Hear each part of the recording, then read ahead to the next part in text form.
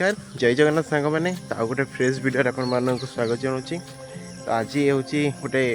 Farming blog कहले चले कहीं आज कौन पर्टिकुलर टॉपिक आज किसी वीडियो को नहीं आज फार्मिंग करेतु वर्षा दिन आसला बाड़ी बगीचा केमती सब अच्छी तो सहीटा आपको देखा तो देखिपे यहाँ जो आपंकर बण हो पूरा थिला तो यहाँ काली आम सफा कर देचु पूरा कहीं सफा न कले पूरा बण हो रही बहुत जंतु जंता आसिक रे तो आउ जो ये छोट छोट घास अच्छी तो युटा सफा हम तो सेठी किटा सफा हो देखिपे आउ जहाँ किटा अच्छी सफा हम तो ये गोटे आमर नड़िया गछ गोटे थी जोटा कि मरिकी आसूला कहीं तार कद पोक खाई तो सहीटा धीरे धीरे ठीक हो गला। तो आउ गोटे जिनस वर्षा दिने सब आरंभ हवा पूर्वर ये जस्ट रज सर जो मैंने जो आपंकर बाड़ी हो जो फार्म कर जहाँ भी किसी कर सफा करदे जब पोखरी पोखरी माछ छाड़ी दल हो जाए टी से दल गोटक सफा करदे कहीं जिते परिष्कार सब जिन भल कहीं जब आम गछ मूल जब आम घास रखा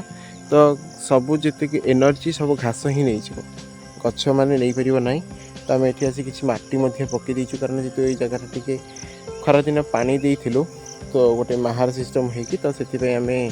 से जगह टी पकईदेलु मटी पकईदेलु कारण वर्षा दिने किसी प्रोब्लेम ना वर्षा तो हो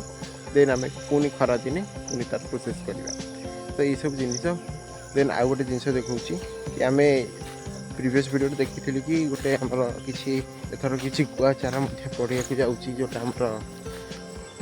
फार्म रे जो छोटिया फार्म कहले चले तो से जगह ये देखिपे ये जो जगहटा आम सफा कर देलु गछ काटी देलु तो ये किसी गुआ माने चारा पड़ो कारण ये किटा पड़ी आउ ये किटा चारा आम तैयारी करूँ माने घरे प्रोसेस करके तो सहीटा आमर पड़ो तो ऑलरेडी तो ये जो देखिपे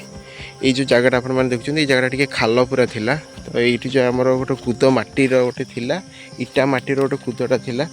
तो से गुड़ाक ये आणिकी से खाल पकाऊँच देन एटा सब उठिला आउ ये जो जगह गुड़ाक टी आउ थे सफा हम कहीं आगुरी अलरेडी सफा होपर आउ थे टी सफा हम कारण बण हो गला तो ये जो जगहटा चेर जो उठार था तो चेरटा सेमती रही धीरे धीरे उठा हम कहीं टाइम माने अल्प दिन अच्छी कारण भावी कि जुलाई 5-10 बेलू पकईदेवी कारण इच्छा थी रथयात्रा दिन पकड़ कि रथयात्रा दिन हो पारनी कहीं रथयात्रा दिन भी नड़िया गछ जेहतु पड़ूँ कारण एत सब गोटे दिन पकड़ा कष्ट हो तो ये गुड़ाक जगह आम मटी पकई दूचु आउ यपटे धाड़ीटा आमर पूरा पड़ो जोटी आम एपटे नड़िया गछ पड़ी तो से धाड़ीटा पूरा ये जाए पूरा पड़ो बाउंड्री जाए तो तापर ये जगह टी कभर अफ हो तो आउ गोटे जिन कहूँ कि जो मैंने फार्मिंग करने को चाहूँगी तो से यहाँ गोटे सजेसन मो तरफ मुझे जानी यहाँ ठीक कि भूल तो मुझे कहूँ कि फार्मिंग जो करने चाहते भावती कि भाई बहुत सहज कि फार्मिंग बहुत कष्ट माने कादुआ माटी होगी करने को पड़ो कारण एथरे तुमको फास्ट मेहनत तुमको ही करने को पड़ो कारण सबकि तुमको ही ये करने पड़ो जो पछटे भी जहाँ भी देखुं तो सेटा सेमती किसी पूरा ठिया जाए ये जगह जब वीडियो थी तो ये देखिपे ये गचर चेर को देखी जापे ये गच के पड़ी देखी जापे आई जगार परिस्थितिटा भी देखी जापे कहीं से जगार माने बहुत बण होता माने जोटा कहते कि बिलुआ भी आसिक रही सत कथा बहुत बण होता तो से गुड़ाक सफा करा पड़े ताकू ही तापर करा पड़े और से तुमको कहीं सपोर्ट देवे कि भाई मुझे सफा करदे बोली कहीं ना तुमको आरंभ कर तुमको ही छाड़ा पड़ो तो ये जो माटी देखो कूद देखुं तो ये भी साप जंतु जंता भी सब रोच तो से फार्मिंग जो स्टार्ट करा कौच तो फार्मिंग स्टार्ट कर किसी मना ना कि बहुत भल जिनिस आ लाभ अच्छी किंतु फास्ट तुमको ही मेहनत करा पड़ो कहीं से कहीं नथिबे मेहनत करने आ गोटे जिनिस फार्मिंग जो स्टार्ट कर तो अल्परू स्टार्ट करूँ ना जे मोर बहुत जन को कमेंट थाए कि आम पाखे एत जगह अच्छी 15 गुंठ 20 गुंठ एकर फेकर जिते जगह अच्छी तो आम चाहूँ कि गोटे बड़ धरण करा जमारू भी से भूल करते केबे भी कौन जिनिस गोटे बड़ धरण स्टार्ट करूँ ना फास्ट रू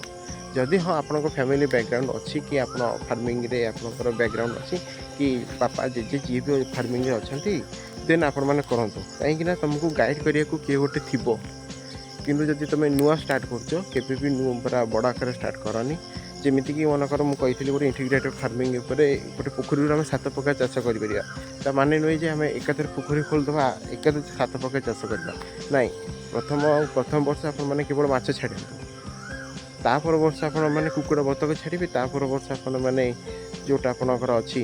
कुड़ा उपरे आप करेंगे किसी अन्य फसल किंतु डायरेक्ट आपण मैंने कहे कि नहीं मुझे करदेवी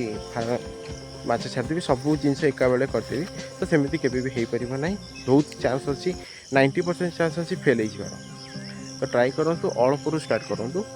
आउ गोटे जिनिस मुझे कहीं कहली कि फैमिली बैकग्राउंड विषय में कारण फैमिली बैकग्राउंड जब आपर कि रिलेटिव थे तो से तुमको गाइड करेंगे कारण एथेरे थ्योरी अपेक्षा प्रैक्टिकल नॉलेज बहुत दरकार सबुठ अधिक नॉलेज प्रैक्टिकल नॉलेज तुमको फील्ड उपर जाकि ही चेक करिया पड़ो जिनसटा कौन आउ गोटे सजेसन कि जो मैंने नुआ स्टार्ट करने चाहूँ तो गोटे कम करूँ